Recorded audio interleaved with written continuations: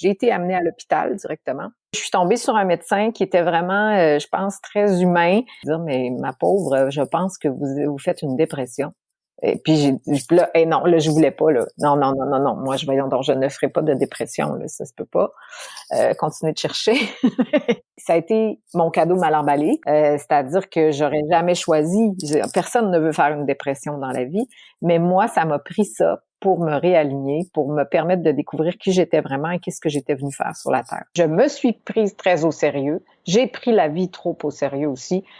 Donc, j'ai eu plusieurs années où je pense que j'étais davantage triste que joyeuse ou stressée, angoissée, dans une espèce de défi de performance qui, aujourd'hui, n'a plus sa place du tout. J'ai accompagné justement des jeunes qui commençaient à faire de la télé et j'ai toujours dit la même chose. Sois qui tu es et amuse-toi. Parce que je pense que des fois, quand on veut trop quelque chose, on dirait qu'on est prêt à se transformer même pour... tu sais, on pense qu'on n'est pas assez ou je sais pas, qu'on n'a pas ce qu'il faut. Alors là, c'est notre ego souvent qui prend le dessus.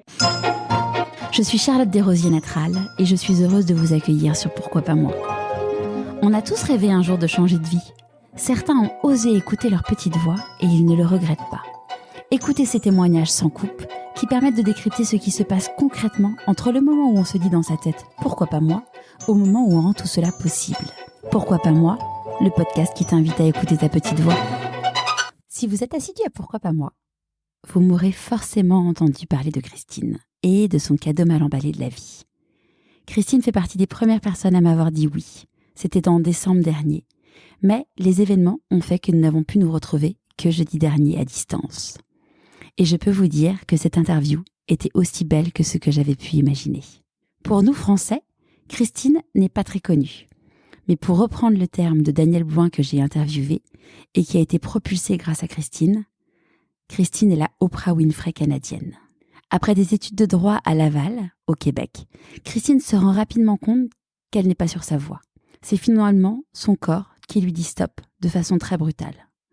Après 2 ans de dépression profonde, Christine trouve sa mission de vie et devient chroniqueuse littéraire. En parallèle, elle se forme à la psychologie positive auprès du Pond sur le sujet, un grand professeur de Harvard. Christine a fait plus de 19 ans de radio et de télévision au Québec. Elle est aujourd'hui écrivain, conférencière internationale. Je vous souhaite la bienvenue dans l'univers de Christine Michaud. Bonjour Christine. Bonjour Charlotte. Je suis très très heureuse de t'accueillir aujourd'hui parce que ça fait très très longtemps qu'on échange ensemble. On devait se voir en mars et puis bon, avec tout ce qui s'est passé, ça s'est pas fait. Et j'ai parlé très souvent de toi dans les épisodes parce que tu as une expression assez sacrée qui est un cadeau mal emballé de la vie dont on reparlera tout à l'heure. Et avant qu'on commence, la question traditionnelle dans le podcast, c'est que tu nous parles de l'objet que tu as choisi pour te présenter. Oui. Alors ben oui, tu m'as fait travailler un peu avec ce choix d'objet. J'ai choisi une poterie. C'est quelque chose que j'ai fait quand j'étais petite.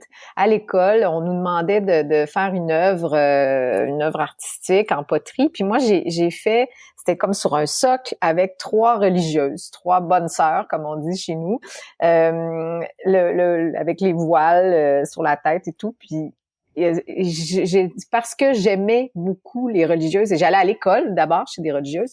C'est des religieuses qui m'enseignaient. Mais quand j'étais petite, mon enfance, là, puis qu'on me demandait, on demande des fois aux enfants qu'est-ce que tu veux faire quand tu vas être grand ou grande. Ben moi j'avais deux choix, deux choses qui m'intéressaient, c'était soit de devenir danseuse ou religieuse. C'est quand même assez particulier. Cette poterie-là, ça a été une ouverture. Pourquoi religieuse? Ben, je pense qu'il y a le fait de celles qui m'enseignaient, qui m'ont touchée beaucoup. Aussi, ma grand-mère maternelle qui s'occupait beaucoup de moi, qui était très pieuse, qui m'apprenait à prier, qui me racontait toutes les histoires de la Bible, puis qui me parlait de mes anges gardiens, de tout ça. Donc, je pense qu'elle a ouvert les portes de ce monde-là dans ma vie. Puis j'ai l'impression que c'était pour moi aussi un peu comme non seulement nourrissant, mais sécurisant d'avoir tout ce monde un peu parfois invisible, mais qui on me disait m'accompagnait. Et c'est resté toute ma vie, ça a été ça. Puis c'est très drôle, il faut que je te fasse quand même une confidence, c'est que ce matin, au moment où on fait, c'est le matin au Québec, mais au moment où on enregistre cette entrevue, j'ai une amie précieuse dans ma vie qui est pour vrai une religieuse et qui est chez moi.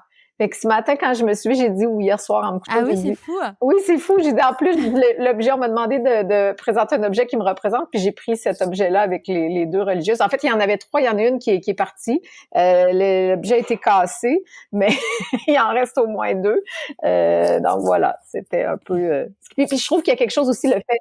Oui, oui, je vais te faire une confidence aussi. En fait, ce qui est fou, c'est que moi, petite, quand je me disais, j'aimerais être, alors pas religieuse, mais bonne sœur. Enfin, c'est un peu pareil. Oui. Parce que je me disais, en fait, elles ont une vie géniale. Elles chantent toute la journée.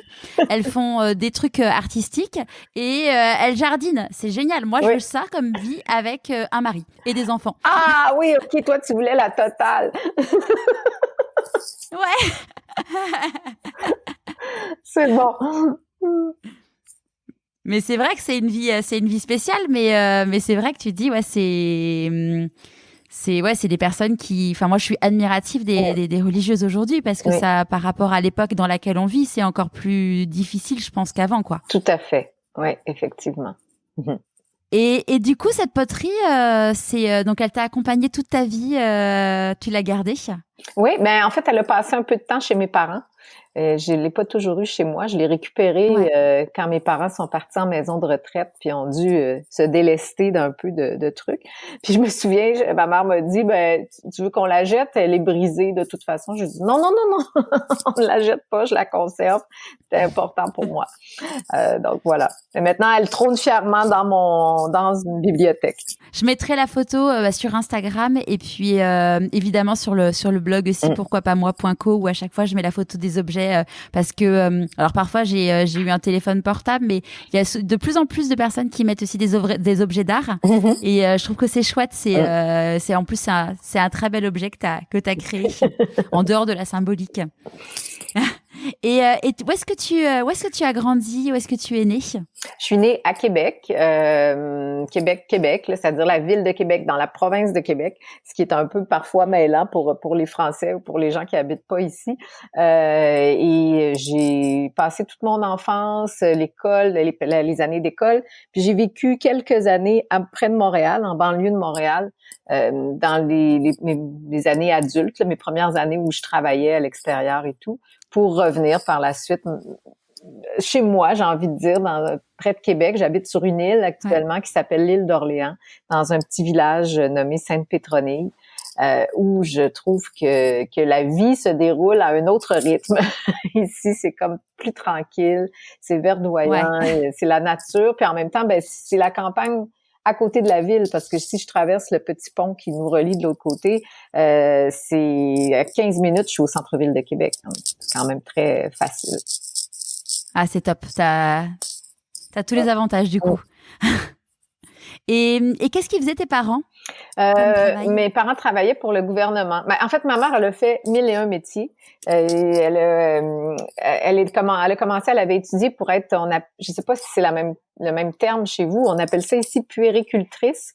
Donc c'est infirmière pour les bébés naissants. Oui, tout à fait. Donc c'est ce qu'elle a fait une bonne partie du début là, de sa vie comme adulte qui travaille. Mais après, elle avait plein de passions, elle s'intéressait à plein de choses. Donc elle a fait, comme je dis, 1001 métiers. Elle a inventé des choses. Elle a été une des premières au Québec à faire les palettes de couleurs. Je ne sais pas si tu as déjà entendu parler. On nous disait que selon notre teint, on était soit été, automne, hiver ou printemps.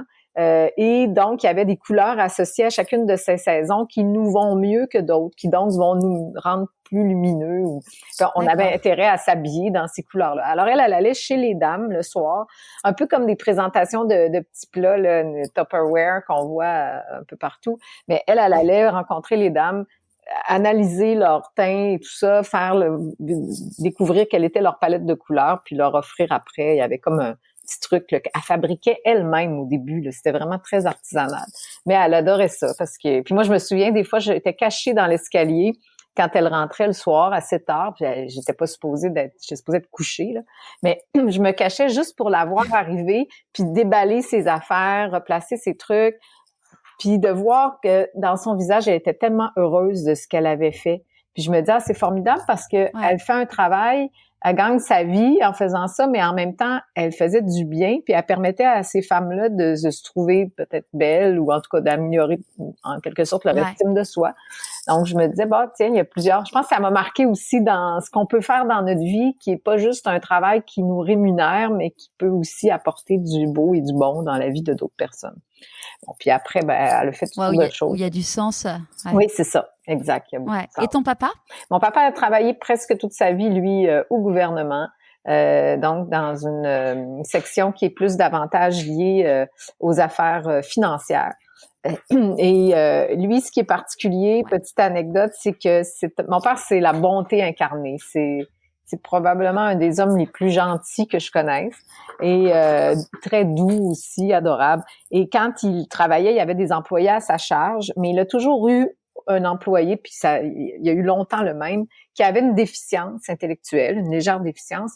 Mais pour mon père, c'était extrêmement important de l'avoir dans son équipe, d'en prendre soin, de lui montrer que lui aussi était capable de faire des choses.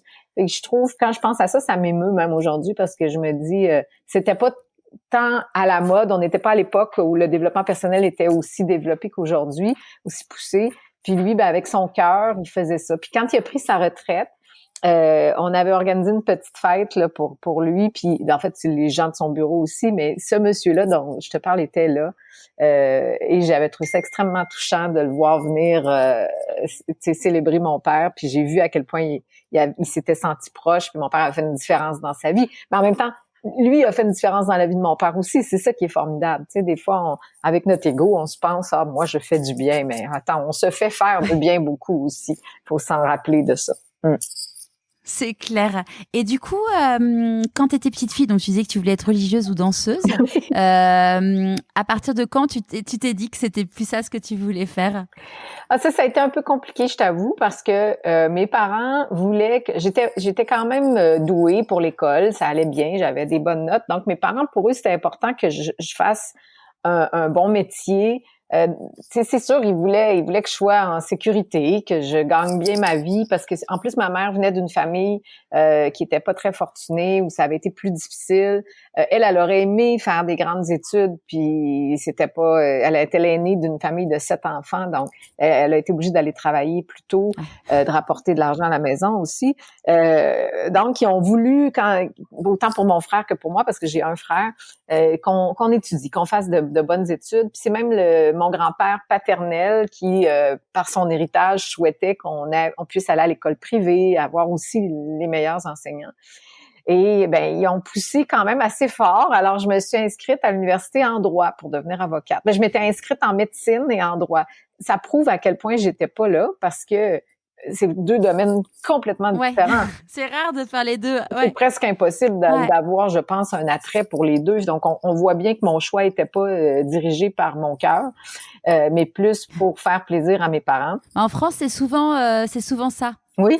En France, c'est souvent ça parce qu'en fait, t'as beaucoup de personnes qui s'inscrivent en médecine et c'est tellement galère de rentrer, de faire d'être en médecine qu'ils font genre 2 premières années de médecine et qu'ils n'ont pas médecine et du coup après ils basculent sur le droit.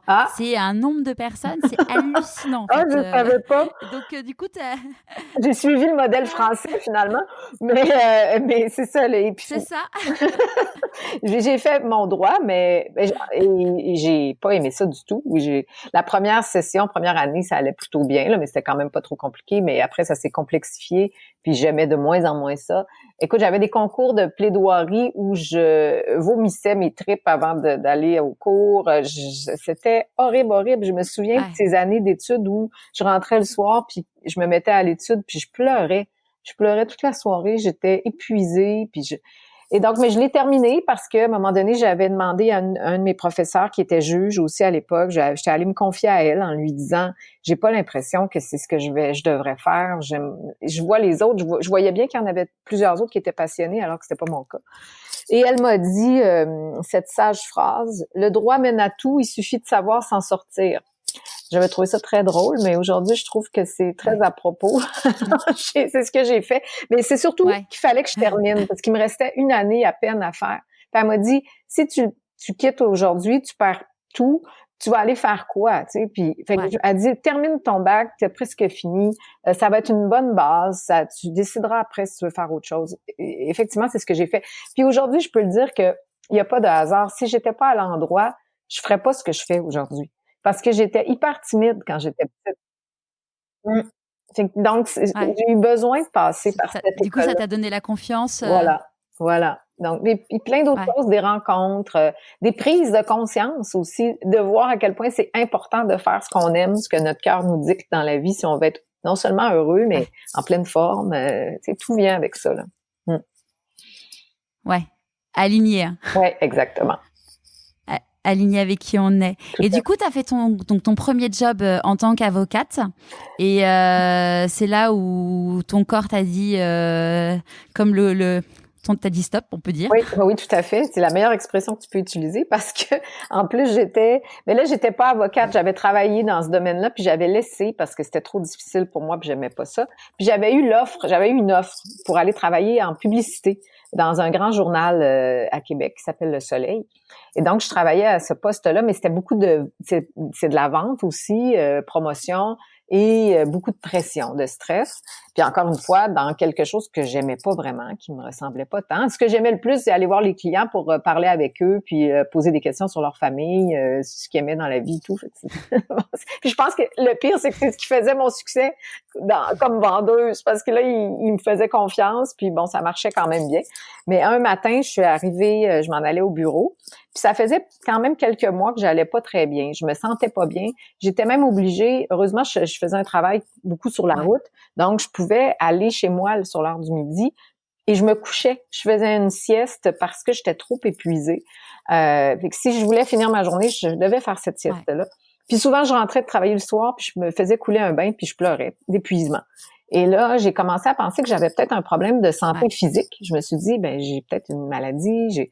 J'avais pris mon rendez-vous pour aller voir le médecin, mais c'est parfois long au Québec. Donc j'ai un matin, puis j'étais plus dans le mode, allez, je me donne un coup de pied, puis on avance, on se laisse pas arrêter par ça. C'est comme ça qu'on m'avait élevée aussi. Donc, j'ai continué, mais un matin, en arrivant à mon bureau, avant de rentrer au stationnement pour aller garer ma voiture, la lumière était rouge, je me suis arrêtée. Quand le feu de circulation est passé au vert, moi, là, j'étais figée. J'ai vraiment comme eu une espèce de paralysie soudaine qui a pas duré très longtemps, mais assez pour m'énerver puis me stresser, évidemment.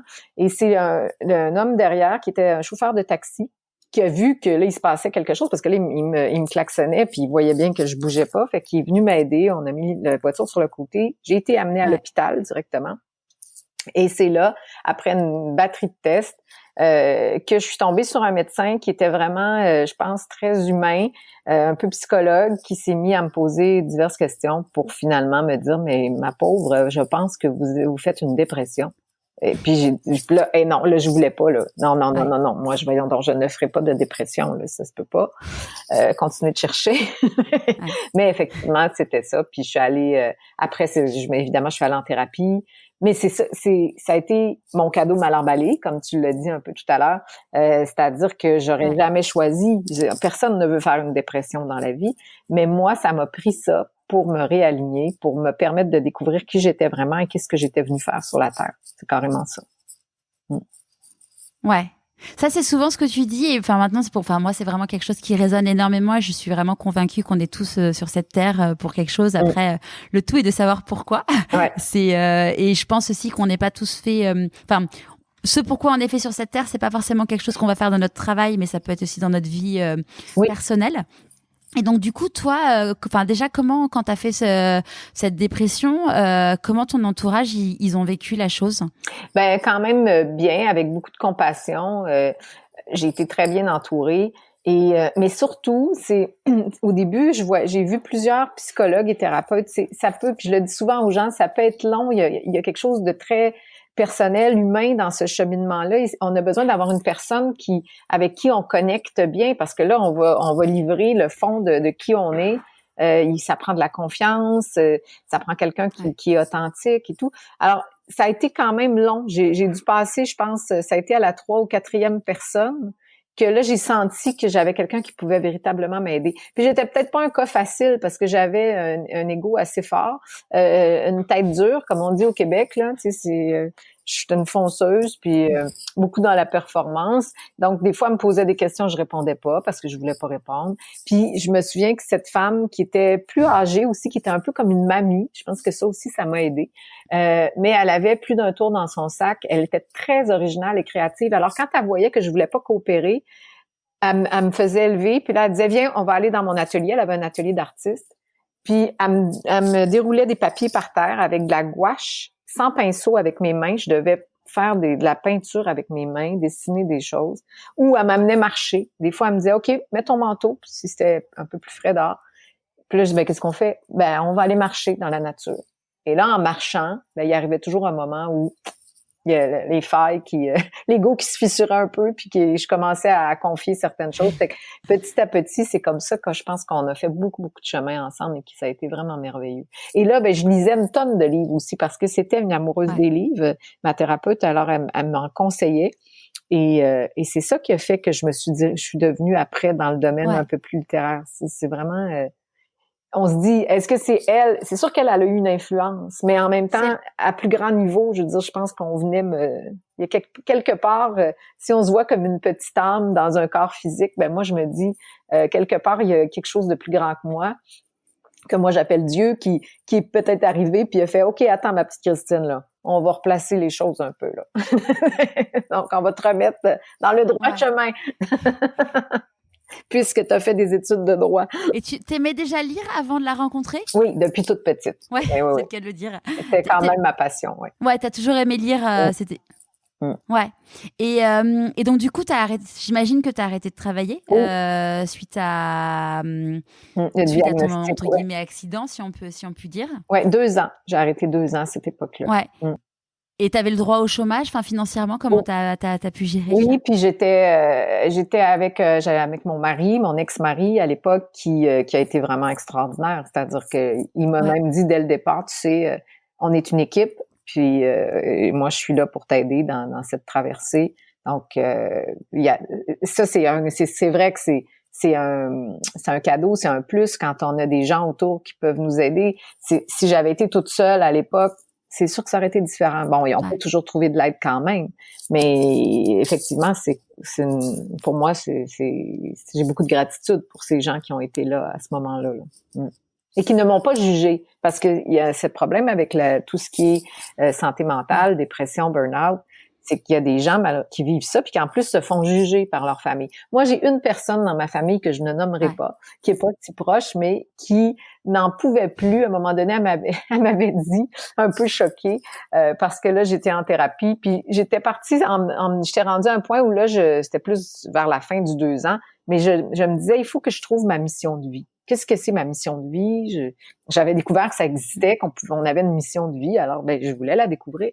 Et je me souviens qu'un jour, elle m'a dit moi j'en peux plus là de t'entendre parler de ta mission de vie, puis chercher ta mission de vie. Fais donc comme tout le monde, trouve-toi un travail, puis gagne de l'argent comme tout le monde, puis même si c'est pas si agréable, ben c'est ça la vie. Mais ça m'avait quand même un peu bousculée parce que je m'étais dit, OK, est-ce qu'elle a pas un peu raison? Là? Est-ce que je suis en train d'être un peu trop flyée puis de penser que la vie, ça peut être magique comme ça, puis dans le fond, ça l'est pas vraiment. Fait que, bon, ça a été peut-être un reality check, là. Tu sais, c'est comme on me ramène... au Québec, on dit sur le plancher des vaches. Ouais. Mais ça n'a pas duré. J'ai décidé quand même que je continuais de chercher ma mission, puis heureusement, je l'ai trouvée. Alors, c'est super, c'est parfait. Ouais. Ouais. Et du coup, c'était quoi alors ta mission de vie? Ben aujourd'hui, c'est très clair pour moi que il y a plusieurs facettes. Puis je pense que ça peut changer. Tu l'as dit aussi en début d'entrevue. Tu dis parfois c'est un travail, c'est dans notre travail que ça se place. Puis d'autres fois, ça n'a pas de lien avec le travail. C'est dans notre vie, des fois il y a des gens que c'est dans le bénévolat qui sont en train d'accomplir ce qu'on appelle la mission de vie. Aujourd'hui, j'ai développé l'idée un peu ou mon idée là-dessus parce que j'ai fait des études en psychologie positive où on parle de l'ikigai, qui est un concept japonais. L'ikigai, ikigai, c'est un mot japonais qui veut dire 2 choses, raison d'être ou joie de vivre. Ce qui est formidable, je trouve, parce que c'est comme si notre raison d'être sur Terre, et va automatiquement générer plus de joie de vivre. Et il faut se demander qu'est-ce que c'est. Pour le trouver, il y a comme tout un exercice qu'on peut faire, c'est qu'il y a 4 éléments à trouver pour identifier notre ikigai. Et dans ces 4 éléments, c'est la mission, la vocation, la profession et la passion. Donc, qu'est-ce qui me passionne? Qu'est-ce que j'aime dans la vie? Bon, moi, j'ai commencé par répondre à cette question-là. Évidemment, on a dit la lecture, mais c'est surtout l'humain. Moi, je suis très, très curieuse de comment l'humain peut se développer, grandir, croître et tout. Ensuite, j'ai toujours pensé que ma vocation, c'était de retransmettre. J'adore apprendre. Puis quand j'apprends quelque chose, c'est plus fort que moi, il faut que je retransmette. En plus, j'ai la parlotte facile, comme on dit au Québec, donc j'ai toujours... Moi, je me dis des fois, je dois taper sur les nerfs de certaines personnes. En vieillissant, j'essaie de me calmer un peu là-dessus. Mais heureusement, je peux m'en servir dans ce qui est mon travail aujourd'hui. Ma mission, aujourd'hui, je crois que c'est davantage d'allumer des étincelles. J'aime beaucoup un mot qui est espagnol, qui est chispa, qui veut dire étincelle en espagnol. J'ai entendu ça une fois quand j'étais en Espagne, je travaillais à Madrid à l'époque, puis ça m'a vraiment charmée, puis je me suis dit, ah oui, moi, c'est ce que, comme si une petite enfant de 5 ans, une petite fille de 5 ans à l'intérieur de moi s'était réveillée, avait dit, ah oui, moi, c'est ce que je veux. Je veux éveiller la chispa dans le cœur des gens. Et aujourd'hui, c'est tout ce que je fais. J'ai pas la prétention de croire que je peux aider qui que ce soit, que je vais inspirer. Tu sais, c'est un mot qu'on utilise beaucoup. Moi, je fais ce que je pense. En fait, je donne ce que je pense que je peux donner avec tout mon cœur. Mais après, la personne qui le reçoit, j'ai pas le contrôle sur ce qu'elle va faire avec ça. Mais j'espère que si ça peut juste allumer une petite étincelle, le feu peut prendre après. Puis quand je dis le feu, c'est pas positif. C'est pour enflammer sa vie, et faire qu'on soit plus heureux, plus allumé et tout le reste. Puis bon, évidemment que sinon ma profession, ça a toujours été d'être communicatrice. Même quand j'étais en publicité, quand j'ai travaillé, j'ai fait du bénévolat, j'ai été impliquée dans différentes causes. J'ai toujours été dans le volet communication. Après, j'ai même produit des événements, j'ai fait de la télé pendant presque 20 ans, de la radio et tout. Ouais. C'est quelque chose qui, pour moi, est agréable à faire. Puis je pense que j'ai une certaine facilité dans le sens que c'est pas un stress. Au contraire, j'ai toujours envie quand on m'offre, comme toi, de faire une entrevue comme ça. J'adore ça. Les deux côtés, en fait, de répondre aux questions pour les poser aussi, là. Donc, voilà. Ouais. Et justement, du coup, donc tu t'es lancée donc dans des études de psychologie positive, donc avec un professeur de Harvard. Oui. Comment t'as trouvé cette formation? Parce que ça date d'il y a quand même quelques années, donc c'était pas la psychologie positive, on n'en parlait pas beaucoup. Non, pas du tout au Québec même. C'était pas connu du tout à l'époque.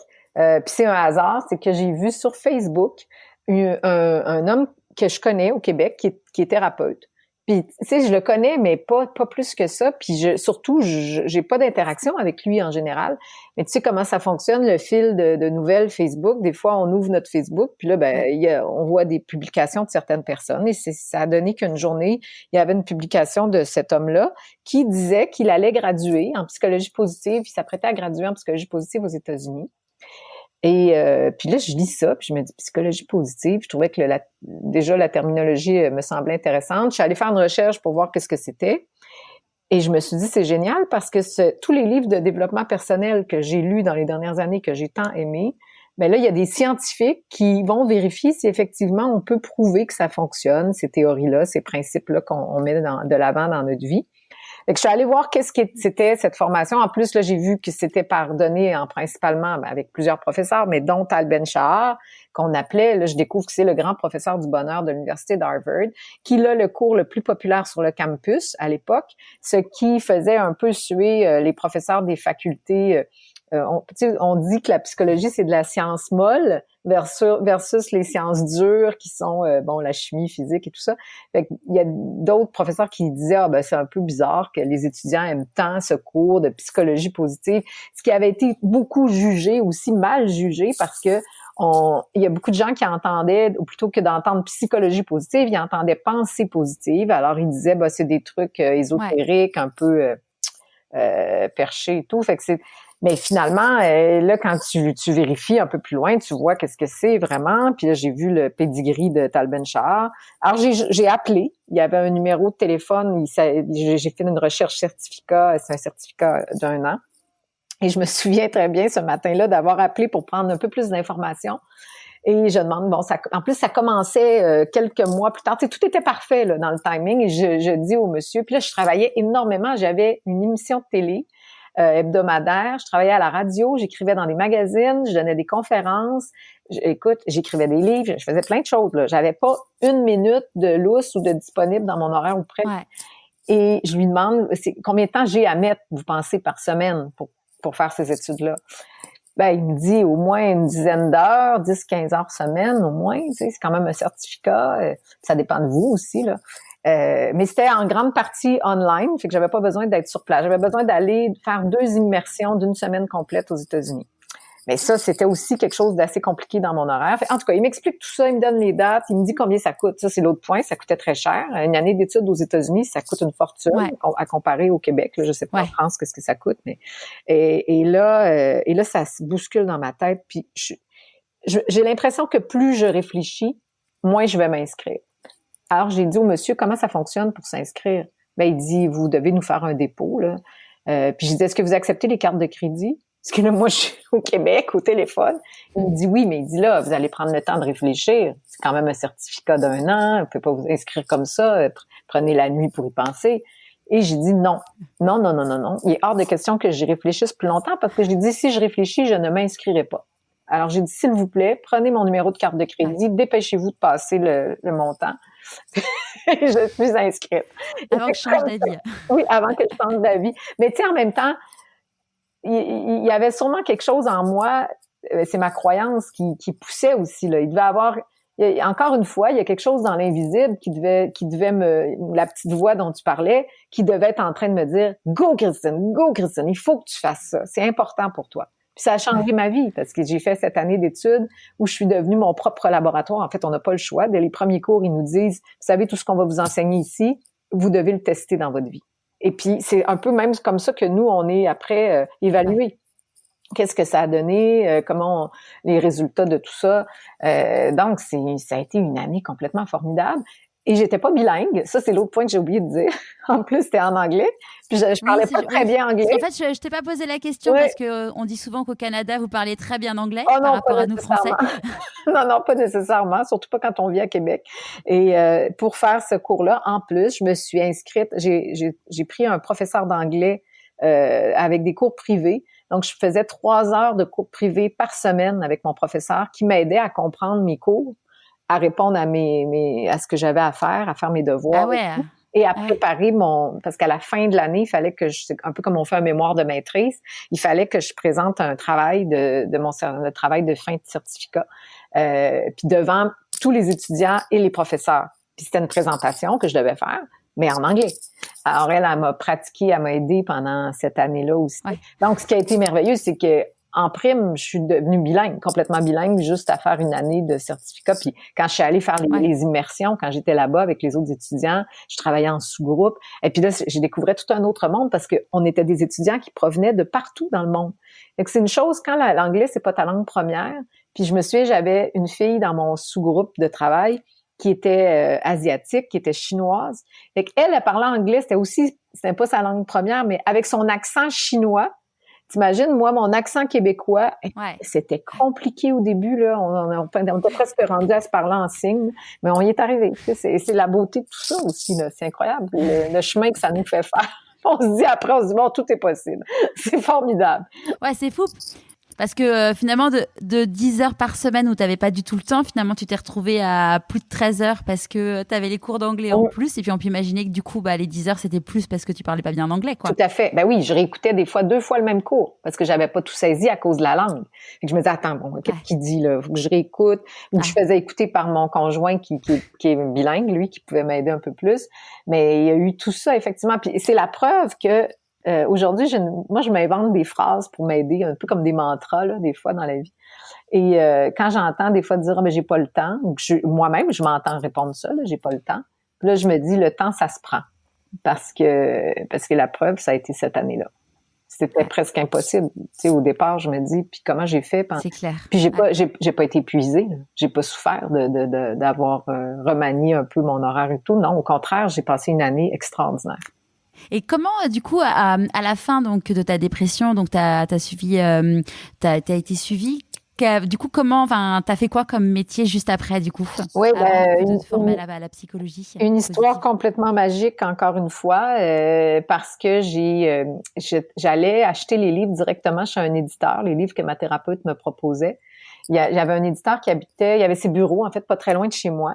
Et quand on achetait les livres directement à leur bureau, ils coûtaient moins cher. Ils faisaient un petit rabais de 20%, ce qui m'aidait parce que j'avais pas beaucoup de sous à l'époque. Puis, en plus, j'en achetais tellement que le 20% était bienvenu de rabais. Et à un moment donné, j'arrive chez l'éditeur pour aller acheter encore des livres. Et la réceptionniste me dit, excusez-moi, elle dit, j'ai quelque chose à vous demander. Elle dit, l'éditeur voudrait vous voir. Elle dit, est-ce que vous auriez quelques minutes de plus? L'éditeur voudrait vous rencontrer. Mais je dis, pourquoi l'éditeur veut me rencontrer? Ben, elle dit, parce qu'on trouve que vous lisez, vous achetez vraiment beaucoup de livres. On se demande ce que vous faites avec ça. Ben, je dis, en fait, j'achetais pas plusieurs copies du même, donc je faisais pas de la contrebande là, de leurs livres. Mais j'ai dit, je les lis. Puis là, je lui dis, bien honnêtement, j'ai dit, écoutez, je passe à travers, là, je suis en train de me sortir d'une dépression, je suis suivie en psychologie et tout. Puis j'ai dit, les livres que je lis, que j'achète ici, me font autant de bien que le suivi psychologique. Alors, quand même, c'est bon. Ben, elle dit, écoutez, il veut quand même vous rencontrer. Alors, j'arrive dans son bureau, puis on se met à discuter, puis il dit, je pense que, je vous dis, j'ai l'impression qu'il n'y a pas personne qui a lu autant de nos livres que vous. Alors, il dit, j'ai une offre à vous faire. Il dit, puisque vous êtes en train de vous sortir d'une dépression, comme vous dites, il dit, vous ne travaillez pas? Je dis non. Alors, il dit, ben moi, j'ai peut-être un travail pour vous. Il me dit, regardez autour de moi. Là, il y avait des manuscrits sur son bureau, des piles de manuscrits. Il y en avait empilés par terre, partout. J'avais jamais réalisé, moi, que ça pouvait être ça, là, ce monde-là. Alors, il me dit, voici tous les manuscrits que j'ai reçus récemment. Il me dit, évidemment, je peux pas passer à travers tout ça, c'est impossible. Alors, il dit, on a ce qu'on appelle un comité de lecture. Des gens qui sont payés pour lire les manuscrits à la place de l'éditeur et faire un rapport pour dire qu'est-ce qu'il en pense. Alors, il dit, je pense que vous auriez ce qu'il faut pour faire ça. Et il me dit, si vous êtes d'accord, je vous mets au défi, je vous fais passer le test. Il dit, je vous envoie avec 5 manuscrits, puis je vous demande de me revenir, peut-être dans 2 semaines ou je sais pas, puis avec un rapport écrit pour chacun. Bon, je me dis, parfait. OK, super. En plus, je sais que c'est des livres de développement personnel, donc je me dis, possiblement, il y a quelque chose qui va m'aider là-dedans. Sauf que je suis arrivée chez moi avec les 5 manuscrits, puis je me rappelle à l'époque, mon ex-mari me dit, qu'est-ce qui se passe? Qu'est-ce que c'est ça? J'ai dit, ben écoute, je pense que je viens comme de me trouver un travail, là, mais je ne sais pas trop comment le faire. Alors, j'ai suivi un cours d'écriture. Je me suis inscrite à un cours d'un week-end sur l'écriture parce que je me suis dit, c'est important que je comprenne c'est quoi les codes, comment ça fonctionne. Et j'ai inventé un truc pour analyser des manuscrits avec, tu sais, les principaux points. L'amorce, par exemple. Est-ce qu'on embarque rapidement dans l'histoire ou dans le livre? Est-ce que c'est dès le départ, on a un intérêt soutenu? Tous les éléments qui sont importants d'un livre. Ben là, j'avais appris ce que c'était via la formation. J'ai remis ça dans un espèce de graphe. En plus, là, c'était facile pour l'éditeur parce que sur 2 pages, première page, je lui faisais le résumé de ce que c'était, à qui ça s'adressait, etc. Puis mon avis. Et après, sur la 2e page, il y avait un graphique très visuel avec tous les points que j'avais cotés de 0 à 10. Et quand je suis revenue avec ça, il était surpris. Il m'a dit, mais où est-ce que vous avez pris ça, cette méthode d'analyse? Ben, j'ai dit, dans ma tête, j'ai inventé ça. J'avais besoin d'un cadre, d'une structure. Moi, je suis Capricorne, hein, mon signe astrologique. Moi, j'ai besoin d'être structurée, de faire des plans et tout. Fait que voilà, j'ai dit...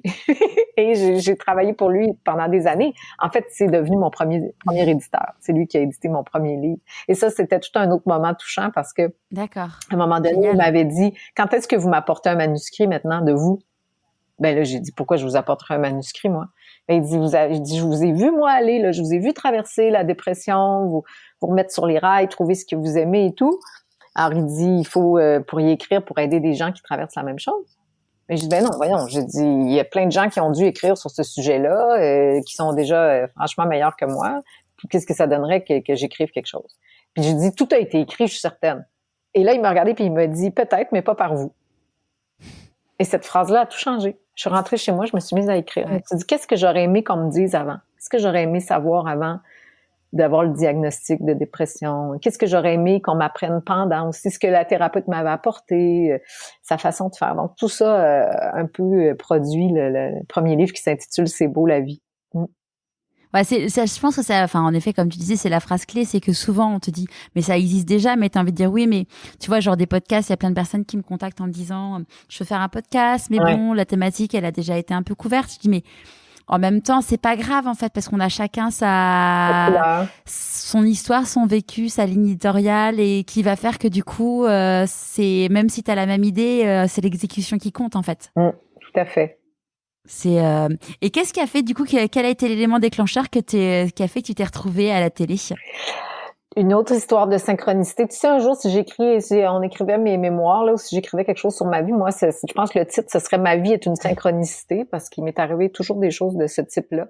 Et ce qui m'a amené à la télévision, c'est que j'ai rêvé à une fille avec qui j'étais allée à l'école secondaire, chez les sœurs, là, d'ailleurs, que j'aimais tant.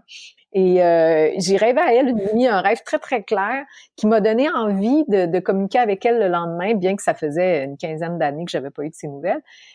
Et là, je me suis dit, je vais avoir l'air bizarre, là. Je suis pas pour l'appeler après 15 ans puis dire, salut, j'ai rêvé de toi, là, j'ai rêvé à toi la nuit dernière, je me demandais comment t'allais, fait que je l'ai laissé faire. Après, quelques jours plus tard, j'ai ouvert le téléviseur en faisant la cuisine, puis je la vois dans le téléviseur, fait que je me dis, c'est fou, encore elle. Et là, je réalise qu'elle travaille dans une émission de télé à Montréal. J'étais à l'époque dans la région de Montréal. Et encore une fois, j'ai l'élan, j'ai envie de communiquer avec elle, mais je me retiens en jugeant que je sais pas, que ça aurait l'air niaiseux, comme on dit en québécois. Et la troisième chose, c'est que le collège, justement, où on est allé, on communiquait avec moi en me disant, il organisait des retrouvailles. Et il demandait l'aide par région. Il voulait qu'on se regroupe et qu'on se rejoigne, surtout. Et ils m'ont dit, peut-être que tu connais, elle s'appelait Caroline, elle s'appelle toujours Caroline. Donc, ils me dit, peut-être que tu connais Caroline, on a de la difficulté à la rejoindre, on se demandait si tu pouvais nous aider. Ben, j'ai dit, voyons, c'est fou, ça. J'ai dit, ben oui, mais en tout cas, je sais où elle travaille, je peux appeler au poste de télé, puis on verra ce que ça donne. Ben, en plus, non seulement, quand je l'ai trouvée, elle habitait la même ville que moi. Elle habitait tout près de chez moi. Et donc, on est allés luncher ensemble. Et ce qui est drôle, c'est qu'elle s'assoit devant moi, elle me dit, c'est une fille très exubérante, tu sais, beaucoup d'énergie. Puis elle me dit, comment tu vas? Puis là, je dis, ben écoute, oui, ça va mieux, mais ça allait pas du tout il y a pas si longtemps. Puis je lui raconte que là, j'ai plus de travail parce que j'ai finalement démissionné du travail qui me rendait folle. Puis que je suis en recherche d'autres choses, que je travaillais pour l'éditeur, mais c'était quand même pas un travail à temps plein. Et elle me dit comme ça, elle me dit, ben c'est fou parce qu'elle dit depuis hier, je cherche, ou en tout cas quelques jours, elle dit, on a besoin d'une recherchiste sur l'émission. On a une recherchiste qui a quitté, puis il reste à peu près un mois d'émission à faire. Donc, tu pourrais peut-être nous aider si ça te tente, si ça te ferait découvrir un autre monde, le monde de la télé. Peut-être que absolument tout le monde est un peu intéressé par ça. Fait que j'ai dit, ben oui, si tu veux, mais j'ai dit, est-ce que tu penses que j'ai ce qu'il faut pour faire? Elle dit, je vais tout te montrer, tu vas voir, c'est pas compliqué. En fait, c'était d'appeler les gens, de convoquer les gens en entrevue pour l'émission. Et la première rencontre de production, première réunion, on m'invite avec tous les membres de l'équipe, dont l'animatrice, qui était une animatrice télé fort connue au Québec, que j'admirais beaucoup. Ouais. Et elle m'a demandé, elle vient me voir, puis elle se présente, puis elle veut me connaître un peu, elle me dit bonjour, quel est votre nom, tout ça, puis elle me dit, vous, Christine, qu'est-ce que vous aimez dans la vie? Et j'ai répondu lire, parce que là, pour l'instant, c'était ce que j'aimais le plus, puis c'était à peu près tout ce que je faisais. Puis c'est grâce à une autre recherchiste qui était sur la même émission, qui fort généreuse, gentille, qui a travaillé son affaire en disant à Louise, l'animatrice, là, les détails de comment ça s'est passé, je le sais pas, je me rappelle pas, mais toujours est-il qu'on m'a offert de faire une chronique littéraire à cette émission, qui était en direct en plus, alors que j'avais jamais fait de télé de ma vie. Puis je me souviens d'avoir dit, mais attendez, là, je sais pas, moi, si je suis capable de faire ça. Et Louise m'a dit, moi, je pense que oui, je ressens que oui. Puis, bon, ça faisait des années qu'elle était à la télé. Elle a dit, j'ai quand même une bonne intuition pour ça. Alors, elle a dit, je vais t'aider à te préparer, je vais te montrer comment tout fonctionne. Puis, elle a dit, on va faire un essai. Puis, si c'est pas concluant, si je réalise que je me suis trompée, je saurais te le dire. Alors, au moins, tu l'auras essayé. Mais ça a été concluant. Mais pour l'anecdote, là, il faut que je te raconte que, tu sais, une émission en direct, c'est quand même stressant, là. Tu veux pas recommencer, c'est sûr. J'étais assise à une table, là, dans le studio. J'avais comme à peu près 5-6 livres que je devais chroniquer, là, qui étaient sur la table. Puis je me souviens qu'ils font un décompte avant d'arriver en ondes. Le dernier décompte, là, c'est une main qui est levée avec des doigts qui descendent. Il n'y a plus personne qui parle, là. C'est les 5 dernières secondes. mes genoux claquaient en dessous de la table tellement j'étais nerveuse. Je me disais, on va entendre ça à la télé, on va entendre des genoux qui font ça. J'avais l'air d'une idiote qui essaie de faire de la télé, ça n'a pas de sens. Puis là, je regardais les livres sur la table, puis je me souvenais même plus. Je me disais, mais ça parle de quoi ces livres-là? J'avais l'impression que j'avais tout oublié. Et quand la présentatrice s'est adressée à moi, puis elle me dit, bonjour Christine, alors vous nous parlez de quoi aujourd'hui? Je ne sais pas ce qui est arrivé, sincèrement, mais il y a une lumière qui s'est allumée en moi. Et là, tout est revenu. Je me suis rappelé de ce que j'avais à faire. J'ai fait la chronique. Puis après, le réalisateur est venu me rejoindre pour me prendre dans ses bras pour me dire bravo. Et là, j'avais un blanc. J'avais l'impression que je savais pas ce qui était arrivé. Je me souviens leur avoir dit, c'est quoi l'impression que j'ai? Vous savez, j'ai dit, c'est comme si j'ai commencé l'entrevue ou la chronique en état de stress intense. Puis là, on dirait qu'il y a des anges qui sont arrivés, qui m'ont pris, qui m'ont fait faire la chronique. Puis là, ils m'ont déposé un peu raide parce que après le stress est revenu d'un coup sec. Puis quand j'ai dû redonner mon micro, tu sais, on a un micro qui est attaché après nos vêtements, je tremblais tellement que pour redonner mon micro à l'invité qui était après moi, puis c'était quand même, fallait aller rapidement, mais j'ai redonné le micro avec un bout de dentelle de mon soutien-gorge accroché après. J'avais déchiré mon soutien-gorge. J'étais incapable d'enlever le micro. J'étais dans un stress monumental. Alors, ça a été ma première expérience télé. Finalement, ça a bien fonctionné. Ouais. Et après, du coup, t'es resté 17 ans en tout 19 ans. à la télévision canadienne. 19 ans, effectivement. Ouais, toujours au même 19 poste. ans. Et qu'est-ce qui a fait, du coup, que tu as arrêté? Toujours la même émission? Oui, non. En fait, j'ai été chroniqueuse littéraire à cette émission-là. Après, j'ai animé une émission littéraire pendant un été. Toujours, ça c'était un autre canal qui s'appelait Vox à l'époque, qui n'existe plus, qui a changé de nom aussi là. Et après, on m'a recruté pour une émission matinale qui s'appelle Salut Bonjour Week-end. C'est la grande émission, l'émission de grande écoute là, le matin au Québec. Et là, on m'a fait passer un screen test qu'on appelle pour être chroniqueuse littéraire. Mais encore une fois, je me faisais pas trop confiance parce que j'ai eu le malheur d'écouter les autres candidats, ce que j'aurais pas dû faire, qui sont passés avant moi, qui avaient fait des études en littérature. Moi, j'avais pas d'études en littérature, je connaissais absolument rien. Et je me souviens d'être allée voir le patron avant même de faire le test en lui disant, écoutez, je pense que c'est pas la peine, je peux retourner chez moi. J'ai dit, moi, j'ai pas d'études en littérature, je connais rien à la télé. Et j'ai dit, moi, la seule chose que je peux faire, c'est vous parler d'un livre parce que je l'ai aimé, puis vous dire pourquoi. Mais pour le reste, vous faire des analogies avec des grands auteurs ou d'autres œuvres ou je sais pas quoi, j'y arriverai pas. Et là, il m'a dit, non, faites le test, là, commencez par faire le test. Puis après, quand j'ai été choisie, ils m'ont dit, mais c'est ça qu'on avait besoin. Dans le fond, tu sais, moi, j'allais m'adresser à monsieur, madame, tout le monde. Je m'adressais pas à des gens qui avaient des études en littérature non plus. Donc, ce qu'ils voulaient, c'est quelqu'un qui était passionné, qui était capable de parler de ce qu'il avait aimé. Puis en plus, là, moi, j'avais dit, je ne veux pas être critique littéraire. Je veux pas perdre mon temps à dire pourquoi j'ai pas aimé un livre, alors que c'est tellement subjectif. Donc, j'aime mieux, le peu de temps qu'on a en ondes, je vais parler des livres que j'ai aimés, au moins. Ça, il m'avait dit, parfait. Et j'ai fait 11 ans. 11 ans de temps. J'ai tenu cette chronique. 50 semaines sur 52 dans l'année. Le week-end, alors ma chronique était le dimanche matin. C'est énorme. Ouais. Et je me levais à tous les dimanches matins à 5 heures le matin pour m'en aller en studio, faire ma chronique qui durait 5 minutes. Et je lisais 4 à 5, 6 livres par semaine pour préparer cette chronique-là. Pendant 11 ans, quand je pense aujourd'hui, je me dis c'est fou, mais jamais... Je veux dire, c'était 11 ans de pur bonheur. Et après ça, on m'a offert d'animer une émission. Ouais. Là, j'étais beaucoup attirée par justement tout ce qui était bonheur, développement personnel. Donc, j'ai animé une émission qui s'appelait « Qu'est-ce qu'on attend pour être heureux ?»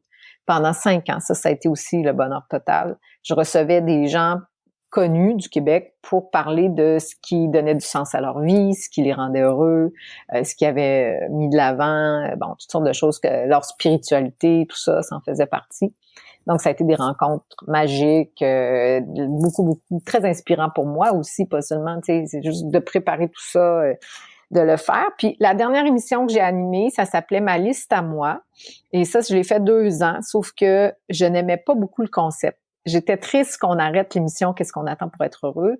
C'était quoi le concept? C'était, encore une fois, faut savoir que la télé nationale ici, là, qui est la chaîne TVA, c'est très important de mettre en ondes des gens qui sont connus parce qu'on dit que ça augmente les codes d'écoute.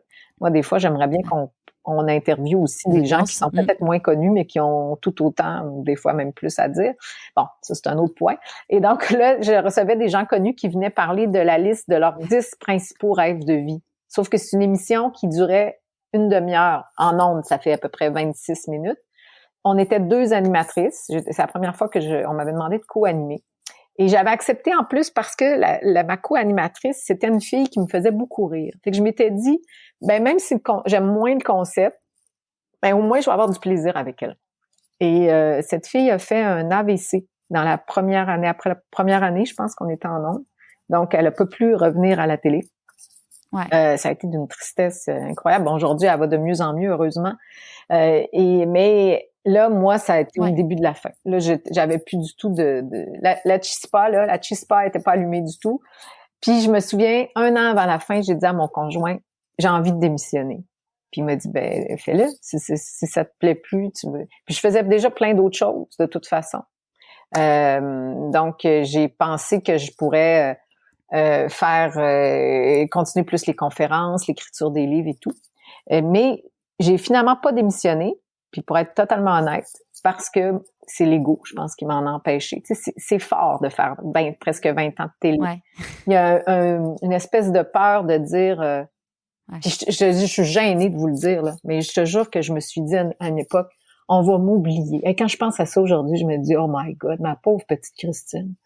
Mais oui, on va t'oublier, puis pas de problème, regarde, tu vas te concentrer sur ta vie. Puis mais j'ai compris à quel point cette espèce de... Tu sais, moi, j'ai comme une petite boîte, là, la télé, là, mais j'étais prise dans la petite boîte. Puis il a fallu qu'on me mette à la porte. Qu'on me mette à la porte pour que je parte 1 an plus tard. Puis ça me fait rire aujourd'hui quand j'y pense, parce que ça s'est terminé dans des conditions pas terribles. On m'a caché des choses, ça n'a pas été fait d'une belle façon. Mais en même temps, est-ce qu'il y a une bonne façon de faire? Puis est-ce que je l'ai pas attiré d'une certaine façon aussi, cette manière dont ça s'est fait? Donc, puis après, ben, ça a été, après le deuil, là, qui a duré quelques mois, presque 1 an, ça a été une grande libération. Là, je me suis dit, maintenant, je peux tout faire ce que je veux, parce que c'est sûr qu'à la télé, des fois, on essayait de me faire rentrer un peu dans un moule, là. C'est sûr qu'ils veulent qu'on cadre avec eux ce qu'ils veulent représenter aussi.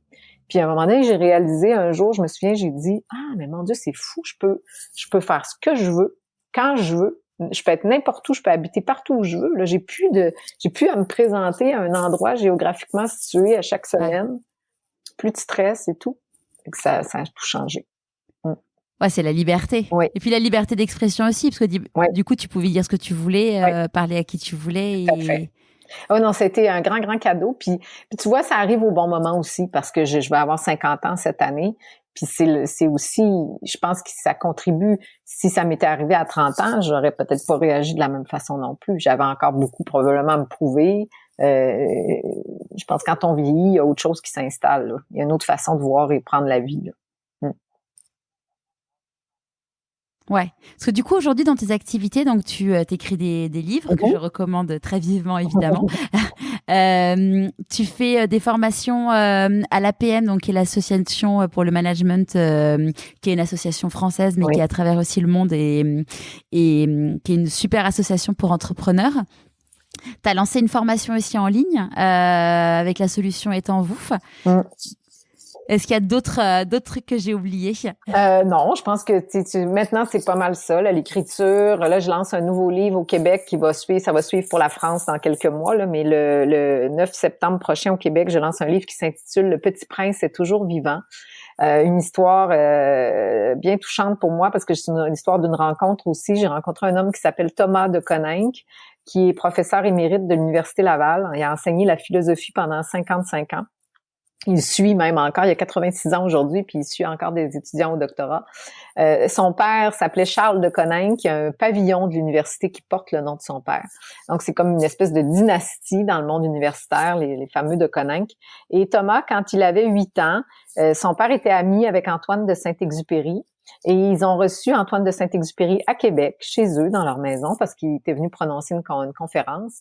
Et le petit Thomas, à l'époque, a passé sa soirée avec Saint-Ex à lui poser une tonne de questions. Et c'est après ça que Saint-Ex est parti à New York, où il a commencé à rédiger son conte mythique du Petit Prince. Alors, il a toujours dit, la famille et tout le monde autour, on dit que Thomas de Coninck avait fait partie de l'inspiration de ce fameux personnage du Petit Prince. Sauf que Thomas est tellement humble qu'il n'a jamais vraiment mis l'accent. Si on lui pose la question, il va répondre, c'est sûr, mais lui, jamais il aurait mis ça de l'avant par lui-même.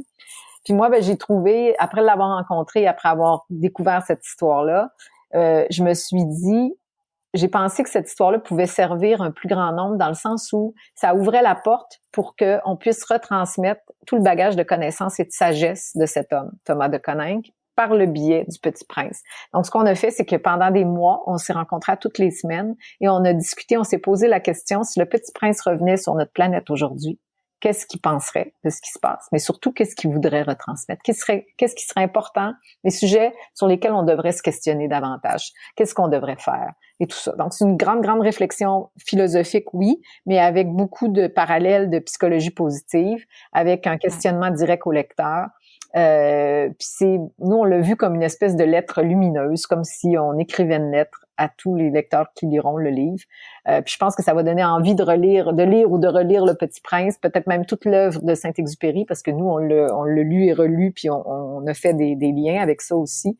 Donc, je suis très, très contente. J'ai hâte que ce livre-là soit disponible pour le grand public, puis de voir ce que ça pourra faire comme chemin. Et donc, ça fait partie de, oui, l'écriture, ce que je fais aujourd'hui, que je vais continuer parce que c'est ce que j'aime le plus aussi, avec la lecture, les conférences, comme tu as dit, avec l'APM, les formations, l'enseignement moi, aujourd'hui, j'enseigne la psychologie positive à mon tour. Et je produisais des événements là en contexte de COVID. J'ai mis ça sur la glace parce que c'était des événements où il y avait de 300 à 2000 personnes qui assistaient. C'est moins à la mode là actuellement, mais peut-être que ça reviendra ou là je transfère un peu sur le web aussi. J'ai commencé c'est plus trop l'actualité. C'est ça. Mais j'ai commencé à faire des conférences via le web que j'offre directement de mon site internet là où on peut s'inscrire. Donc je fais une conférence par mois sur une thématique choisie. Ça fonctionne bien, puis j'adore faire ça. Je trouve que même si on est via une plateforme web, je trouve c'est quand même spécial parce qu'on peut quand même sentir qu'il y a une énergie, il y a quelque chose qui passe à travers ça. Puis c'est déjà quand même mieux que rien du tout. Ouais. Donc, c'est ce qui m'allume actuellement. Ouais, dans le métier dans la psychologie positive, en fait, tu fais pas du tout de coaching, c'est vraiment quelque chose de différent. Ouais, non, je me sentirais je dis pas qu'un jour je le ferai pas. Pour l'instant, je dis toujours, j'ai pas été formée pour ça. Donc, je trouve qu'il y a un danger aussi, quand tu t'occupes d'une seule personne, d'un accompagnement individuel. Faut avoir ce qu'il faut pour le faire. Puis c'est sûr qu'aussi question de temps, là, de management de mon temps, j'ai des choix à faire. Donc, j'ai choisi, moi, d'y aller pour à large spectre, si on peut dire. Donc, c'est pour ça que j'écris les livres, que je donne les conférences, puis que mon but est toujours de rendre les choses accessibles au plus grand nombre. Donc, c'est important de ce que je fais, que ça soit accessible aussi financièrement, dans les horaires, que ce soit facile via, que ce soit quand c'est des plateformes web, il faut pas que ce soit compliqué non plus. Et puis c'est parce que mon but, c'est pas de retransmettre ou d'enseigner à une élite, mais au contraire, à tout le monde que ça peut intéresser, puis même peut-être des fois à des gens que ça va être une première approche de quelque chose dans le développement personnel ou spirituel, puis que ça les amènera à aller plus loin après, tant mieux. C'est ce qui est, une graine que tu sèmes et après la plante fleurit. Voilà. Oui, parce que tu sais qu'on dit, je disais en psychologie positive, on dit l'humain doit fleurir. Alors, c'est pour ça que c'est cute que tu aies utilisé cette expression. Oui, j'ai lu quasiment tous tes livres, alors... Bon élève. Ça me parle. D'ailleurs, il y avait un truc que j'avais dans un de tes livres... Ouais, je suis une super bonne élève, où tu disais que, c'était dans un roman, mais donc c'était indirectement toi qui le disais.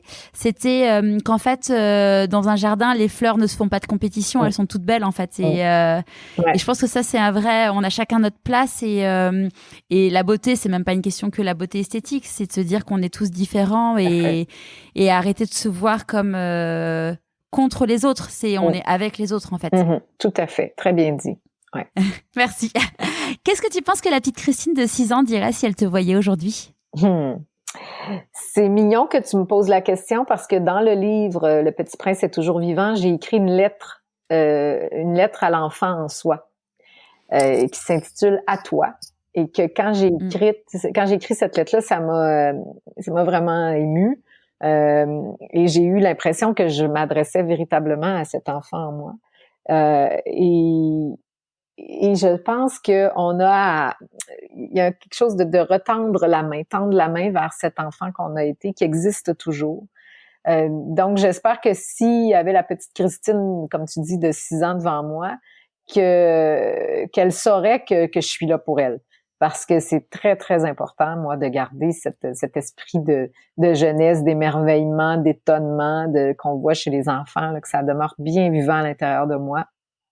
Donc, qu'elle sache que si je l'ai laissé tomber par moment, mais aujourd'hui, non. Aujourd'hui, je pense que je m'en occupe bien, puis que c'est même devenu une priorité d'être en lien avec elle. Donc, c'est ça. Et moi, ce que je trouve qui est important de se dire, c'est que tout est parfait comme c'est là. Tu sais, des fois, on a tendance à se juger beaucoup soi-même, à se demander si on aurait dû faire les choses autrement. Puis en même temps, on se dit, on devrait plutôt être dans la gratitude de tout ce qui nous est arrivé. Les trucs lumineux comme ceux un peu plus sombres aussi, parce qu'ils nous ont construits, ont fait de nous ce qu'on est devenu aussi. Donc oui, je pense que non, j'ai très envie de jouer avec la petite de 6 ans. Puis je pense que ça doit être la même chose pour elle. Pour elle aussi, ouais. On dit que quand on fait des choix, il y a des renoncements. Pour toi, ça serait quoi les renoncements que tu as faits? C'est très drôle que la vie est remplie de synchronicité. Charlotte, c'est incroyable. Tu me poses cette question-là alors que je t'ai parlé de mon amie, sœur Catherine, qui est chez moi, qui, justement, hier, je l'ai accompagnée pour un enregistrement où elle parlait de son dernier livre qui s'intitule « Renoncer ». Alors que tu me parles de ça, c'est vraiment particulier. Ouais, puis je vous suggère d'ailleurs de le lire parce que c'est fou comment on réalise pas à quel point renoncer dans la vie nous propulse vers l'avant. Tu sais, c'est aussi une action qui peut être très positive, qui nous forge. Alors effectivement, renoncer, les grands renoncements de ma vie, ça a été entre autres d'avoir des enfants. Genre, je devrais dire de devenir une sœur d'abord. Je ne suis pas devenue une bonne sœur, mais j'ai voulu avoir des enfants à une époque, ça n'a pas fonctionné. Puis je me souviens que ce qui m'a permis de m'en sortir d'une bonne façon, j'ai envie de dire, parce que ça a été pénible. Là. À un certain moment, je pleurais toutes les fois que j'avais mes règles, que je voyais que ça fonctionnait pas. Puis un jour, on m'a proposé d'aller en fécondation in vitro, d'aller plus loin là, dans ce qui était disponible. Et je me souviens, puis on m'avait dit, on va vous faire voir par un psychologue parce que c'est quand même pas évident là, de traverser ça. Puis je me suis levée un matin en sentant que tout avait changé. Je me suis dit, ah non, attends, qu'est-ce que je fais là? Je veux pas forcer la nature. J'ai essayé, j'ai pensé que c'était mon chemin. Mais là, toute la vie est en train de me démontrer que non, c'est pas le cas. Ouais. Alors, je veux pas vivre le restant de mes jours en étant déçue de quelque chose que j'ai pas fait ou que j'ai pas eu. Au contraire, je vais me dire, OK, maintenant, c'est pas ça mon chemin, mais il y en a un autre. Puis je vais y aller dans mon chemin à moi, qui peut être aussi beau, aussi bon, puis la maternité peut prendre de toute façon différentes formes. Puis je me souviens, quand je te dis que j'ai des petites pensées, des fois des paroles que je me fais, je me souviens d'avoir dit à Dieu ou à tout le monde qui pouvait m'entendre ce soir-là ou ce matin-là, j'ai dit, I'm in, j'embarque. Maintenant, éclairer mon chemin. Puis et ça n'a jamais changé. J'ai pas regretté une fois dans ma vie par la suite. Au contraire, puis je suis contente de voir que mon frère a des enfants, qu'il y en a autour de moi, qui sont dans ma vie, et c'est formidable. Donc, puis tout ça, à chaque fois, ça m'a appris ça aussi. Je me disais, il y a toujours... En fait, je pense qu'il y a un juste équilibre. Hein? Il y a une espèce de divin équilibre dans la vie où on a l'impression qu'on perd quelque chose, mais en même temps, est-ce qu'on gagne pas quelque chose d'autre qui nous est davantage bénéfique? C'est ça qu'on devrait se rappeler. Ouais. C'est Lavoisier qui disait « Rien ne se perd, rien ne se crée, tout se transforme ». Alors, ça prend d'autres formes. On peut trouver notre bonheur là-dedans aussi. Ouais, c'est sûr. Et ça a été quoi dans ton parcours, tes plus grandes peurs et comment tu les as traitées? Mes plus grandes peurs ont été souvent liées à un manque d'estime de moi-même, manque de confiance en moi. Comparaison, de me comparer aux autres, de penser que j'étais moins, que j'étais trop petite, pas assez si. Donc, c'est, je pense, toujours ce que j'ai dû traverser. Puis une angoisse, je dirais, un peu naturelle, tu sais, c'est l'auteur Serge Marquis, là, qui est médecin, auteur, qui parle des hamsters qu'on a dans notre tête, là, qui tournent dans une petite roue continuellement. Là. Moi, je pense qu'à une certaine époque, j'ai eu une grosse colonie de hamsters là, dans ma tête. Donc, c'était une gestion d'arriver à faire taire ça, puis mettre ça de côté, puis me faire confiance. Mais puis c'est comme tout le reste, hein, c'est un petit pas à la fois. Puis c'est en réalisant des choses, en s'accomplissant petit à petit, qu'on prend conscience, on se dit, ah ben tiens, j'ai réussi ça. Ben déjà, bravo. Alors si j'ai réussi ça, maintenant je peux faire un pas de plus. Puis j'ai eu la chance dans ma vie, je dois quand même avouer, d'avoir aussi beaucoup de gens autour de moi aimants, encourageants, qui m'ont soutenue. Donc, qui ont vu en moi ce que moi j'avais du mal à voir parfois, qui ont cru en moi plus que moi je croyais en moi-même. Donc ça, c'est un immense cadeau. Et je pense on en a tous, hein. Des fois, il suffit peut-être de mieux diriger son regard ou son attention. Si on se concentre juste sur des gens qui sont des, comme moi, ce que j'appelle des briseurs de rêves, là, qui vont toujours voir les 1001 raisons pourquoi ça fonctionnera pas. Pourquoi on serait pas capable. Je pense qu'il y a un petit ménage à faire des fois. C'est pas de les mettre complètement de côté, mais de décider à qui je donne de mon attention, de ma présence. Ben, peut-être de s'assurer d'avoir... J'appelle ça des amis magiques maintenant. Je me dis, un ami magique, c'est quelqu'un qui croit en nous souvent plus qu'on croit en nous-mêmes. Qui est là en toute vérité aussi, à qui on peut tout dire. Je disais souvent, un ami magique, là, c'est quelqu'un avec qui on arrive, puis même si on a l'impression par moment de porter une espèce de cape, là, un peu, où on se cache un peu sous cette cape-là de protection, ben, quand on est en présence d'un ami magique, on a juste envie de l'enlever, la cape. Puis de rentrer totalement tel qu'on est. C'est l'image que je trouve, Voilà. Ouais, c'est une belle image. Et aujourd'hui, de quoi tu es la plus fière? Ah là là, excellente question, Charlotte. Probablement, probablement d'être, puis c'est pas fini là. Je pense que j'ai encore du travail à faire de ce côté-là, mais de parvenir à être totalement qui je suis, le plus possible. Tu sais, avec cette liberté là dont on a parlé un peu plus tôt. Puis de faire ce que mon cœur et mon âme me dictent de faire.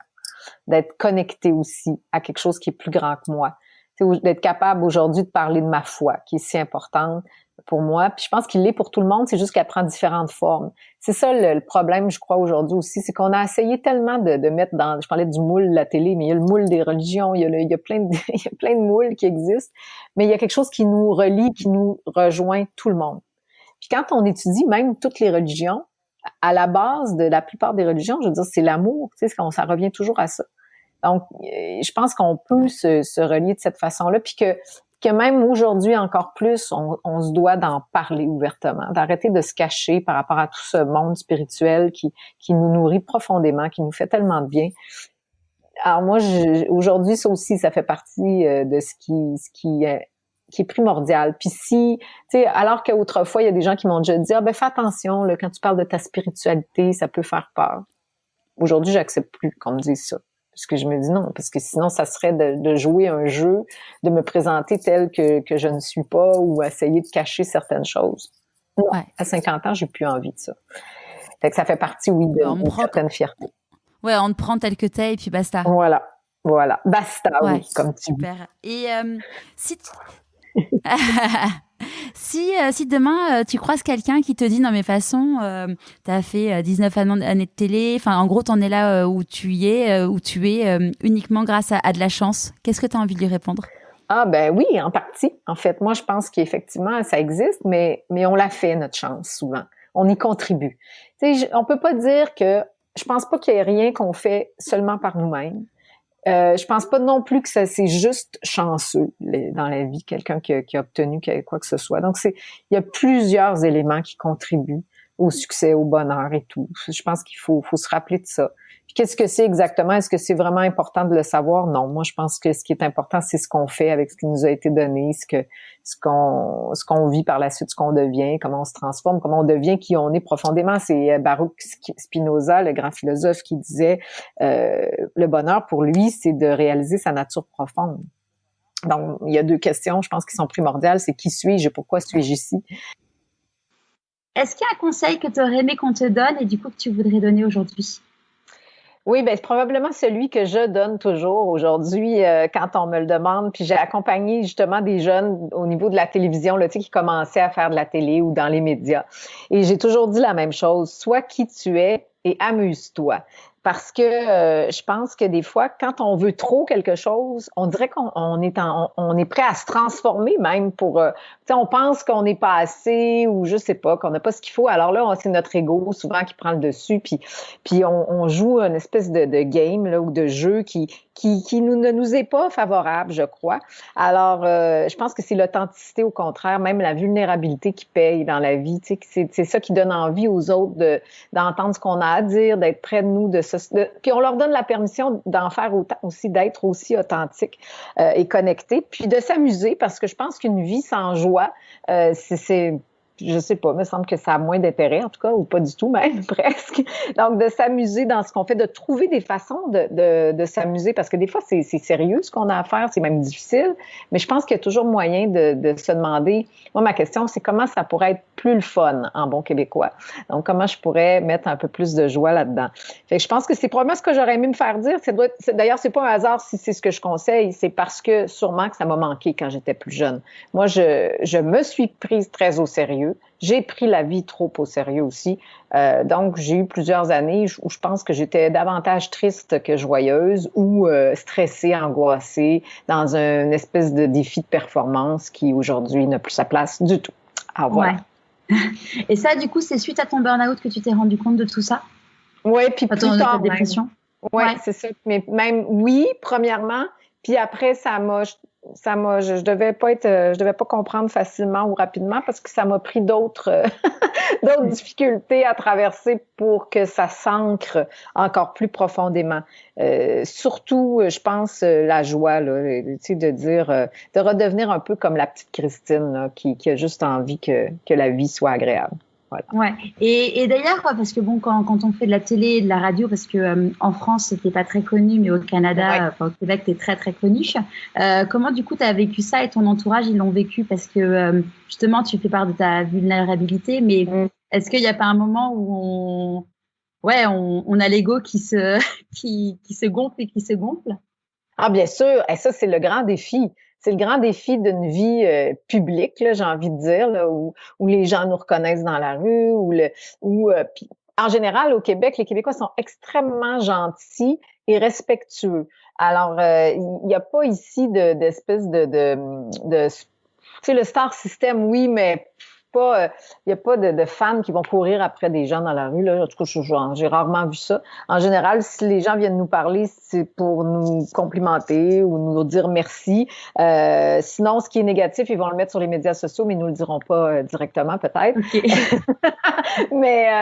mais c'est ça. Puis même souvent, tu sais, ça m'est arrivé souvent qu'il y a une personne qui m'écrit en me disant, je t'ai vu à tel endroit, mais je voulais pas te déranger, mais en même temps, je souhaitais te dire, telle chose qui était très gentille. Donc, mais quand même, c'est insidieux, c'est qu'on dirait que oui, je pense, c'est plus fort que soi, c'est que l'ego se gonfle de tout ça, évidemment. Tu sais, c'est beaucoup des fois d'amour et d'attention pour une personne. Donc, c'est important c'est encore plus important justement de demeurer authentique et vrai, puis de se rappeler que on est quelqu'un de bien ordinaire, c'est un métier aussi dans un sens. Puis quand je dis bien ordinaire, tout le monde est ordinaire et extraordinaire à la fois. C'est pas parce qu'on a notre visage dans la télé ou notre voix à la radio que ça doit changer quelque chose. Puis même au contraire, je pense qu'on a une responsabilité d'humilité. Parce que plus on va être humble et connecté, mieux les messages qu'on a à transmettre vont être transmis, vont être aussi saisis par les personnes qui les reçoivent. Fait que puis je pense qu'on le sent. On le sent quand on écoute ou on voit quelqu'un qui se prend pour quelqu'un d'autre là, ou qui se la joue un peu trop. Tu sais, on embarque moins. Hein. Moi, en tout cas, pour ma part, là. Donc, je crois que c'est vraiment important. Puis, c'est peut-être, tu vois, un cadeau de mes années de télé parce que ça m'a obligée, justement, à faire un effort pour ne pas me laisser prendre dans tout ce système-là puis dire non, c'est important pour moi, la vie de tous les jours. Puis, tu sais, même, j'habite en campagne depuis plusieurs années. Puis ça, c'est très important parce que ça me ground, ça me ramène sur le plancher des vaches, comme on dit ici. Voilà. Et ton entourage, comment ils t'ont accompagné, du coup, dans ça? Ben très bien. Moi, j'ai un entourage quand même. Ça, c'est, je pense, une grâce, une grande force dans ma vie là, parce que les gens autour de moi, que ce soit mes parents, il y a mon frère, mon amoureux, mes amis proches, ce sont tous des gens. Puis j'en ai pas des tonnes d'amis là proches. Je veux dire, on connaît toujours plein de monde, mais des gens à qui je peux me confier, avec qui je vais passer plus de temps, il y en a beaucoup moins. Mais en même temps, ce sont des gens qui sont vraiment dans l'amour, le soutien, le respect, qui voient même en moi des fois des choses que moi-même je ne vois pas, qui m'aident à me donner cet élan vers l'avant. Fait que ça, c'est toujours formidable aussi. Ouais. Quel est ton prochain défi ou tes prochains défis? Ben écoute, je suis en train de, je suis dans je crois, qui a été amené par la COVID-19. C'était de me transférer sur le web davantage, c'est-à-dire de faire les conférences, mes formations sur le web. Même là, je lance un livre, puis je fais un lancement sur le web. J'ai jamais fait ça de ma vie, mais je me suis dit bon, faut trouver des façons de faire parce qu'on peut pas faire une soirée dans un endroit particulier. Puis même, je suis en train de réaliser que peut-être qu'il y a du bon là-dedans, qu'il y a peut-être même des opportunités nouvelles. Ce matin, je faisais une entrevue, pas une entrevue, mais une genre de capsule inspirante pour une grande entreprise québécoise avec beaucoup, beaucoup d'employés. Et c'est quelque chose que je vais faire dans les prochaines semaines aussi, là. Puis je me suis dit, ben tiens, je pense qu'on n'aurait jamais eu cette idée-là si ce n'était de la COVID-19, parce que j'aurais pas pu me déplacer nécessairement à leur bureau à toutes les semaines. Eux, ils sont dans différents endroits aussi géographiquement. Donc là, l'Internet nous permet de se connecter tous ensemble, puis d'aller s'offrir ce moment qui va bien partir le reste de la semaine. Donc, tu sais, je pense qu'il y a tout ça, puis bon, c'est un défi, puis en même temps, c'est un défi que j'aime parce que ça me permet d'apprendre des nouvelles choses. Là, je suis en train d'apprendre GarageBand là, pour enregistrer des trucs en audio, plein de, tu sais, des trucs que j'aurais jamais fait avant. Fait que oui, il y a une petite part de stress ou de dire, ben, je vieillis, je suis peut-être moins compétente que des plus jeunes en matière de technologie, mais je pense que tout s'apprend, puis que je vais juste sortir grandi de ça. Donc, ouais, super. Avant qu'on se quitte, à qui as-tu envie de dire merci et pourquoi? Ben d'abord à toi pour ce moment qu'on a passé ensemble. Merci Charlotte. Puis merci, pas juste pour ce moment à nous deux, merci de faire ce que tu fais parce que je pense que ça peut changer des vies, rien de moins. Ça peut aider bien des gens. Puis je suis sûre que ça t'aide aussi parce que souvent on dit, on enseigne ce qu'on a le plus besoin d'apprendre. Fait que j'ai comme l'impression que ce qu'on fait aussi, on le fait aussi pour soi, également pour soi. Puis sinon, ben je remercie, c'est sûr, c'est humain, je crois, c'est les gens, tu sais, les personnes qui m'entourent, les gens qui m'ont soutenu, encouragé, qui le font encore aujourd'hui. Ça, c'est grandiose, là. Et sinon, ben même j'ai envie de dire merci la vie, parce que moi, je trouve que la vie est belle, qu'elle me donne envie de fleurir davantage, pour reprendre une expression de psychologie positive. Puis je suis très, comme je suis assez, je crois, je suis pas d'une religion particulière, j'ai envie de dire, mais je crois en quelque chose de plus grand que nous qui nous accompagne, comme j'ai dit un peu plus tôt. Alors, je remercie cela aussi, parce que je pense que notre univers, notre vie, tout ça, c'est plus intelligent que ce qu'on croit, c'est plus grandiose même que ce qu'on perçoit. Donc, on doit être vraiment plein de gratitude envers tout ça, envers toutes ces possibilités, ces infinies possibilités que nous offre la vie, le monde et tout. Puis, je pense qu'il faut pas en gaspiller une minute. Il faut... tu sais qu'il y a une image qui a roulé beaucoup sur le web où on voyait Charlie Brown et Snoopy. Charlie Brown disait à Snoopy, tu sais Snoopy, un jour nous allons tous mourir. Et Snoopy répond, oui, mais tous les autres jours nous allons vivre. Et je trouve qu'il y a un message précieux là-dedans. Voilà. Ouais. Merci beaucoup, Christine. À très vite, j'espère. Merci, Charlotte. Au revoir. Au revoir. J'espère que cet épisode vous aura plu autant qu'à moi. C'est grâce à Christine que j'ai eu la chance d'interviewer Maud Ankawa, qui est une de ses amies, une femme tout aussi extraordinaire qu'elle. Donc si vous n'avez pas écouté son épisode, lancez-vous et merci encore Christine. La semaine prochaine, j'aurai le plaisir de vous présenter le parcours hors du commun d'une autre femme. Une très belle personne qui s'est lancée dans l'entrepreneuriat avec son mari pour le plus grand plaisir des gourmands parisiens. Je vous dis à jeudi prochain pour un nouvel épisode de Pourquoi pas moi.